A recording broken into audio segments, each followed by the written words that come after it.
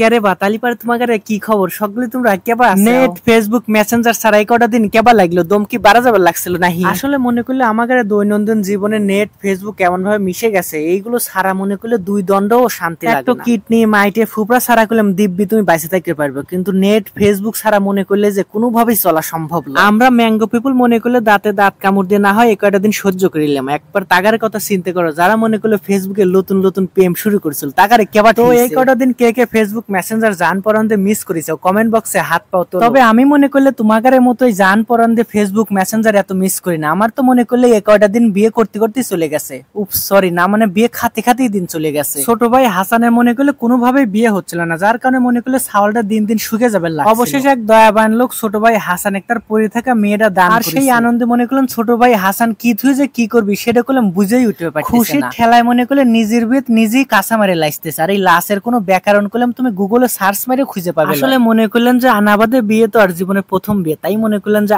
আবেগ ধরে রাখতে পারতেছে না, এই আর। তো যাই হোক, ছোট ভাই হাসানের নতুন জীবনের জন্য আপনারা সকলেই মন থেকে দোয়া করবেন, সারা জীবন তারা যেন একসাথে সুখে শান্তিতে কাটাতে পারে। আসলে হাসানকে নিয়ে আপনাদের মাঝে যেভাবে ফানি ভাবে উপস্থাপনা করি, বাস্তবিক দিক থেকে হাসান একজন খুবই সহজ সরল এবং মিশুক একটি ছেলে। আমার সবচেয়ে কাছের ছোট ভাইদের মধ্যে হাসান একজন। যাই হোক, সবাই ওর জন্য দোয়া করবেন, আর যেসব মেয়েদেরও ছেঁকা দিচ্ছে তারা দয়া করে মন থেকে ক্ষমা করবেন।